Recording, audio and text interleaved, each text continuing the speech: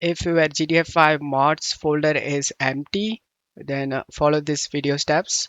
Right click on the game and select open file location. Right click on the blank area and select new and select folder. Name it as mods. Once you've done this, the mods folder will be created. Open the mods. It is empty. Select the update and x64. Just copy both and paste it in mods folder. Once you've done this, close stuff here. Check my video description for this mod link. Check the download option. Once download done, select this right arrow and select downloads as PCS file. Select the zip. Right click on the downloaded file and select WinRAR and select open with WinRAR. Close stuff here. Open this bin.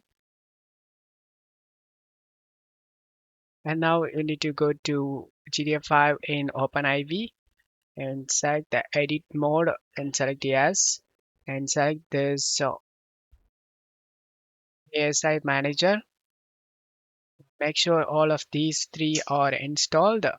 Once you've done this, select this close and select the script hook 5 and then put 8.dll. Drag and drop these two inside this OpenIV. Once you've done this, close stuff here. Now you can install any mods you like. I hope this video helped you. If the video helped you, don't forget to leave a like and subscribe. Thank you.